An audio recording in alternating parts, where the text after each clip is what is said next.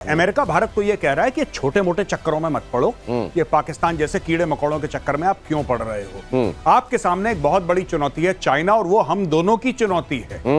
अच्छा, दूसरी तरफ पाकिस्तान का जो एम्बेसडर है अमेरिका में, वो जाके लेट जाता है, नतमस्तक हो जाता है और कहता है कि पापा मुझे बचाइए, पापा बहुत मार रहा है, वो गंदा आदमी है, वो बहुत मार रहा है, बचाइए।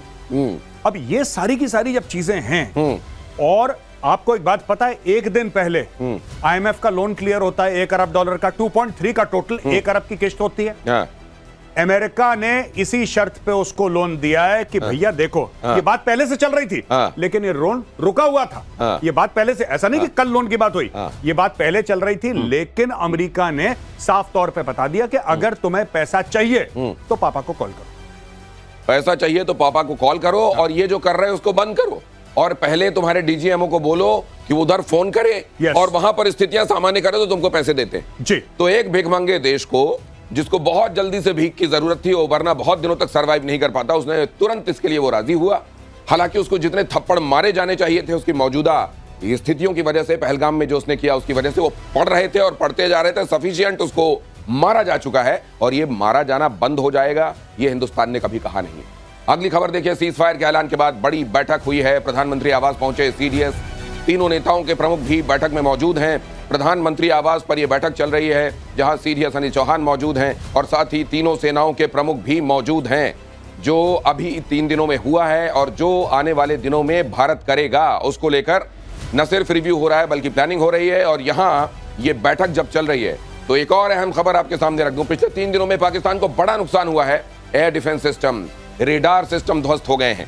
पाकिस्तान का कमांड और कंट्रोल, उसको जबरदस्त नुकसान पहुंचा है। पाकिस्तान के सैन्य ठिकाने भी तबाह हुए हैं। पाकिस्तान में कई टेरर कैंप पूरी तरह नेस्त नाबूद हो गए हैं। और भारत पहले दिन से यह कहता रहा है कि हमको नीर क्षीर विवेक से काम लेना चाहिए। पहला, पाकिस्तान ने यह क्लेम किया कि उसने अपने JF-17 से हमारे S-400 व ब्रह्मोस मिसाइल बेस को नुकसान पहुंचाया, जो कि बिल्कुल गलत है। दूसरा, उसका यह भी मिस इन्फॉर्मेशन कैंपेन था कि हमारी एयरफील्ड, जो कि सिरसा, जम्मू, पठानकोट, बठिंडा, नलिया और भुज में है, ये उसका मिस इन्फॉर्मेशन भी बहुत गलत है। तीसरा, पाकिस्तान के मिस इन्फॉर्मेशन कैंपेन के मुताबिक हमारे एम्यूनिशन डंप जो चंडीगढ़ और बियास में है, उसका डैमेज हुआ, यह भी बिल्कुल गलत है। हमने आपको मॉर्निंग ब्रीफिंग में बताया था विद फैक्ट्स एंड फिगर के साथ कि ये सारी चीजें बिल्कुल सही सलामत हैं। अब मैं आपको बताना चाहती हूँ कि पाकिस्तान के एक प्रेस कॉन्फ्रेंस में ये बात की गई थी कि उनके सीनियर मिलिट्री ऑफिसर्स, जो कि पूरी तरह से ये भ्रामक है और तथ्यों से दूर है, कि पाकिस्तान की ओर से ये झूठा आरोप भी लगाया जा रहा है कि भारतीय सेना ने मस्जिदों को नुकसान पहुंचाए। कर्नल शैलेंद्र भी मेरे साथ यहाँ चर्चा में जुड़ रहे हैं। यहाँ आपने देखा भारत को लेकर पाकिस्तान लगातार मिस इन्फॉर्मेशन भी फैला रहा था, उसका प्रोपेगेंडा भी चल रहा था, और इस सब को ध्वस्त करते हुए भारत ने उसको वो चोट दे दी है 3 दिनों में, जो उसको न जाने कितने सालों तक सालने वाली है। और साथ में ये भी कि अब एक बड़े पर्सपेक्टिव को लेकर भारत अब आगे बढ़ेगा। वो बड़ा पर्सपेक्टिव क्या है? वो बड़ा पर्सपेक्टिव क्या इंडो पैसिफिक है। एक तो इंडो पैसिफिक, देखिए एक न्यू नॉर्मल सेट हो गया। मैं 2 भागों में, आपकी अनुमति हो तो बताऊं। एक न्यू नॉर्मल हो गया है कि अगर तुम आतंकी हमला करोगे तो इसकी जवाब फिर कन्वेंशनल होगा, और हो सकता है कि तुम्हारे सैन्य ठिकानों, देखिए सैन्य ठिकानों पे बम मारना वो एक अलग बात है, and we have done that, number 1। और तुम्हारे आतंकी पंजाब पाकिस्तान में छुपे हो, लाहौर में छुपे हो, उनको मारा जाएगा, पहली चीज। दूसरी चीज ये है कि एक बड़ा पर्सपेक्टिव इंडो पैसिफिक, ये अमेरिका आज से नहीं, अमेरिका पिछले 3 साल से रशिया को भी समझा रहा है directly indirectly. Trump administration, Biden तो कह रहा है लड़ो, बाइडेन तो कह रहा था लड़ो, लेकिन ट्रंप हर समय कहता था कि लड़ाई बंद करो। यही ट्रंप ने नेतन्याहू को स्टोरी समझाई कि लड़ाई बंद करो, क्योंकि वो चाहता है कि अगर ये सारी लड़ाइयां बंद हो गई तो फिर पूरी दुनिया फोकस करेगी चाइना के खिलाफ। अगर ये नहीं हुआ तो दुनिया छितराई रहेगी। ट्रंप ये चाहता है, उसने देखिए टैरिफ के थ्रू बहुत जबरदस्त चोट मारी है चाइना को, वो चोट उसको भी लगी है, लेकिन उसने मारी है। और ट्रंप क्यों कर रहा है? क्योंकि ट्रंप को एक सक्सेस स्टोरी दिखानी है अगेंस्ट चाइना, एक उसको सक्सेस स्टोरी अगेंस्ट चाइना दिखानी है, और ये ट्रंप का एक बहुत बड़ा कारण इसके लिए हो भी सकता है। एक बात जरा ये देखिए, इसको जरा बिग वॉल में डालिए। ये जो कहा जाता है कूटनीति की भाषा में, जो बताया जाता है और उसके साथ साथ जो बिटवीन द लाइंस होता है, वो बहुत महत्वपूर्ण होता है। मैं चाहूंगा ट्रंप का ये ट्वीट यहां पर डालें। आपको ये समझना चाहिए कि भारत के सामने हमेशा दो फ्रंट्स रहे हैं, एक पाकिस्तान का फ्रंट और दूसरा चाइना का front.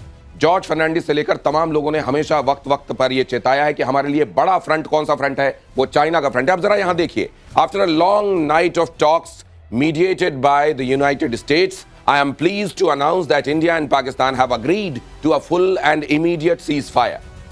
Congratulations to both countries on using common sense and great intelligence. Thank you for your attention to this matter. अब ये देखिए, यहाँ जो बात बताई जा रही है, अब उसको ध्यान से देखिए। जो नहीं दिखाई दे रहा है, जो प्लेयर नहीं दिखाई दे रहा है, और आपको हमेशा ये बता दूं, सुन जू की जो कंट्री है, सुन जू का जो देश है, जिसको आप चाइना के नाम से जानते हैं, वो सिनेरियो में दिखाई नहीं देता, लेकिन वो खेल खेल रहा होता है। उसके खेल को वक्त से पहले खत्म कर देने का काम भारत ने यहां पर किया है। कैसे, वो हमारे एक्सपर्ट्स बताएंगे। अमेरिका की मध्यस्थता में एक लंबी रात तक चली बातचीत के बाद यह तय किया गया, लंबी बातचीत जिसमें बहुत सारे पर्सपेक्टिव्स डिस्कस किए गए होंगे। भारत जितनी तेजी से बढ़ती हुई अर्थव्यवस्था है, वो बहुत सारे देशों को बिल्कुल हजम नहीं हो रहा है, खास तौर से ड्रैगन को तो बिल्कुल भी हजम नहीं हो रहा है। दूसरी बात यह भी समझिए कि किसी वॉर में जाकर आप अपने ऑब्जेक्टिव अगर अचीव कर लेते हैं, तो फिर उसमें और बने रहकर उसको ट्रैप नहीं बनने देना चाहिए। शायद भारत ने यह भी वक्त पर रियलाइज किया है। क्या मैं सही कह रहा हूं, वो मैं समझूंगा। कर्नल शैलेंद्र भी हमारे साथ जुड़े हुए हैं, लेकिन उससे पहले एक बड़ी खबर देखिए। सीज फायर से पहले पाकिस्तान पर भीषण पलटवार, जवाबी हमले में पाकिस्तान के 8 एयरबेस तबाह। रफीकी, मुरीद, चकलाला, रहीम यार और नूर खान एयरबेस, ये जो है, और नूर खान एयरबेस तो आप जानते हैं रावलपिंडी, उनके सेना मुख्यालय से लेकर उनके वो तमाम ठिकाने जिनको वो अपने गर्व के ठिकाने समझते थे, अपनी फौजी गौरवान्वित होकर वो बताते थे कि इन जगहों पर देखिए हमारे ये वो मिलिट्री इंस्टॉलेशंस हैं जो हमारे लिए एक तरीके से तमगे हैं। उन तमगों पर जाकर बम मारने का काम हिंदुस्तान ने किया है। लेकिन जैसा मैं कह रहा था, मुझे जो लगता है, जितनी मेरी थोड़ी बहुत समझ है कर्नल शैलेंद्र, कि आप जाएं, आप अपना काम करें, लेकिन वो जगह भी आपको मालूम होना चाहिए, वो पर्टिकुलर टाइम भी आपको मालूम होना चाहिए जहां आपको बुद्धिमानी का कदम उठाते हुए अपने ऑब्जेक्टिव्स अचीव होने के बाद उस जगह पर फंसे रहकर उसको ट्रैप नहीं बनने देना। जय हिंद, नमस्कार दिनेश जी। मुझे आप एक बात बताइए, अभी तो हमने लड़ाई शुरू करी नहीं थी, अभी तक हम सिर्फ जवाब दे रहे थे। हमने अपनी वॉर ऑन टेरर डिक्लेयर करी, उसको हमने किया स्ट्राइक, उसके बदले में उसने कुछ किया, इसलिए हमें कुछ करना पड़ा।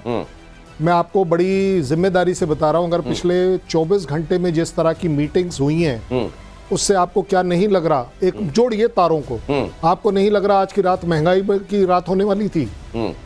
तभी आज की रात निश्चित रूप से और बहुत महंगी रात होने वाली थी। वो जो बोल रहा है ना, long night, today was a long night, otherwise I am telling you. मैं ये नहीं बोल रहा कि मेरे पास कोई ऐसी कोई खुफिया जानकारी है, नहीं। आप तारों को जोड़िए, एक चीफ एक बार मिलता है, 3 बार मिलता है, 2 बार मिलता है, 5 बार NSA 3 बार मिलता है। ये सारी चीजें क्लैरिटी से दिखा रहा है। ये लंबी रात होने वाली थी पाकिस्तान के लिए, अदरवाइज आज की रात। और ये बात क्या उन्होंने भापते हुए, उनके DGMO ने पहले भापते हुए फोन कर दिया? नहीं, वो तो खैर रोज कर रहा था। ये तो एक्चुअली इस बार अमेरिका को रियलाइज हुआ है कि भाई साहब ये अब बात आउट ऑफ कंट्रोल चली जाएगी, क्योंकि अगर इंडिया। सर, एक बड़ी खबर आ रही है, वो बता दूं। आप कह रहे हैं रोज फोन आ रहे थे, आज भारत ने उस फोन को एंटरटेन किया है। ये जरा देखिए, पाकिस्तान की एयरफोर्स को बड़ा नुकसान, हमले में सरगोधा एयरबेस धुआं। ये सरगोधा बहुत महत्वपूर्ण है। सरगोधा इसलिए महत्वपूर्ण है क्योंकि ये वहां के सबसे बड़े एयरबेसेस में और वहां के सबसे आधुनिक माने जाने वाले तमाम जो इसके साथ साजो सामान होना चाहिए, वैसा एयरबेस है वहां का। ये सरगोधा को 65 में भी भारत ने तबाह किया था, मारा था, और एक बार फिर से सरगोधा के एक बड़े हिस्से को नष्ट किया गया है। उनके मिलिट्री इंस्टॉलेशन, खासतौर से एयरबेसेस को, जो कल से लेकर आज तक निशाना बनाया, और वैसे तो उसको मार पड़ी रही थी, ये वहां के मिलिट्री इंफ्रास्ट्रक्चर को कितना बड़ा क्षति पिछले 3-4 दिनों में हुई। देखिए, जो इनको क्षति पहुंची है इंफ्रास्ट्रक्चर की, उससे मुझे लगता है कि कहीं ज्यादा साइकोलॉजिकल डैमेज पहुंचा है। देखिए, ऐसा है ये साइकोलॉजिकल एट्रिशन ज्यादा है आपके। ज्यादा नहीं, जो इंफ्रास्ट्रक्चर को डैमेज पहुंचा वो तो पहुंचा है, उसको हम मना नहीं कर सकते। हाँ। वो एक बहुत भारी डैमेज है, लेकिन जो साइकोलॉजिकल डैमेज है, क्योंकि पाकिस्तान आर्मी ने हर समय अपनी जनता के सामने अपने आप को दिनेश एक सुपरमैन की तरह पोर्ट्रे करा है कि जी हम सुपरमैन है, हमें कुछ नहीं हो सकता। जब इंडिया, मैंने आपको कोट भी करा था आपकी शो में कि वो पाकिस्तानी टेलीविजन एंकर क्या बोल रही थी जब उसके सामने पूरे पैनलिस्ट बैठे थे। पाकिस्तानी टेलीविजन एंकर कहती है, उससे बोलती है कि या खुदा, क्या इंडियंस को यह नहीं पता कि हम एटमी पावर हैं? क्या भारत को यह नहीं पता कि हमारे पास न्यूक्लियर वेपन है? यहां पे भारत ने होगा तुम्हारे पास होगा, ठोक दिया इनको। ये जो चीज थी, देखिए 2-3 चीजें हैं, मैं बता दूं। पहली चीज यह है कि पाकिस्तान का न्यूक्लियर ब्लफ नहीं काम करा, और पिछले एक हफ्ते से पाकिस्तान में जो न्यूक्लियर चिल्लाने वाली लॉबी थी वो बिल्कुल चुप है, न्यूक्लियर की स्पेलिंग भूल गई। दूसरी चीज, हमने ये दिखा दिया कि उनकी फौज कितनी बेबस है जब हम अपनी से उतर रहे हैं। और तीसरी चीज, हमने बता दिया कि अगेंस्ट एंटी टेररिज्म ऑपरेशन एक न्यू नॉर्मल है कि अगर तुम टेररिस्ट कोई एक्टिविटी करोगे भारत में तो हम तुम्हारी मिलिट्री पर अटैक कर सकते हैं। मतलब यह है कि यहां 26-11 करके चले जाओगे और यहां सिर्फ तुम्हारे लिए डोजियर भेजेंगे हम। अब ये नहीं होने वाला। अब ये होगा कि अगर यहां आतंकवादी गतिविधियों को अंजाम दोगे तो वो एक्शंस भी होंगे और वो मिलिट्री एक्शंस भी होंगे। एयर वाइस मार्शल पीके श्रीवास्तव भी आ चुके हैं। सर वेलकम, आइए आइए, इंतजार हो रहा था। एक और खबर में अपने, आप बोल रहे हैं ना मिलिट्री एक्शन होंगे। हाँ, मिलिट्री एक्शन ही होंगे, मिलिट्री एक्शन ही होंगे, भी नहीं होगा। लेकिन सर नदी का पानी भी तो बंद है, इसलिए मैं कह रहा हूं भी होगा। एक अहम खबर सुनिए जरा, जम्मू कश्मीर से गुजरात तक पाकिस्तान हमले नाकाम। भारत ने पाकिस्तान को दिया करारा जवाब। 26 जगह पाकिस्तानी ड्रोन गिराए गए, 26 जगह पाकिस्तानी ड्रोन। कल रात असल में एक दिन पहले की रात का रिपीटेशन दिखाई दे रहा था। और अगर आप देखें तो जम्मू कश्मीर के हिस्से से लेकर गुजरात तक कई जगहों पर न सिर्फ ऐसे ड्रोन भेजे गए थे जो टोही ड्रोन थे, बल्कि ऐसे ड्रोन भी भेजे गए थे जो विस्फोटक लेकर आए थे। और 26 जगहों को उन्होंने टारगेट किया था। ये वो तमाम जगह हैं जो मैं आपके सामने रख रहा हूं, जहां आप देखेंगे श्रीनगर से लेकर, और अगर आप बढ़ते जाएंगे आगे तो आपको जो नाम दिखाई देंगे वो गुजरात के दिखाई देंगे। जाहिर है बीच में पंजाब आता है, जाहिर है राजस्थान बीच में आता है। ये दिखाता है कि किस तरीके से न सिर्फ उन्होंने इस जगह की रेकी की थी, बल्कि यहां पर आकर कुछ जगहों को टारगेट बनाने की कोशिश की थी। लेकिन उसका जो जवाब उनको मिला एयर बेसिस पर, उन्होंने जो यहां मच्छर भेजे थे और उसके बदले में वहां पर जाकर जो बड़े बड़े बॉम्ब्स उनसे हिसाब पूछ रहे थे, उसके बारे में तो हम आपको बताएंगे। सर, हम ये चर्चा कर रहे थे, मिलिटरीली जो सबक सिखाना था वो हमने सिखाया। दूसरे, हमने जो अपना ऑब्जेक्टिव हमने जो स्पष्ट किया था कि आतंकवाद के खिलाफ प्रतिशोध हमारा होगा और वो हमेशा जारी रहेगा। मुझे लगता है ये सीज फायर, दर्शकों को कहीं पर भी कंफ्यूज नहीं होना चाहिए कि ये सीज फायर आतंकवाद के खिलाफ जो हमारा युद्ध है उसका हुआ है।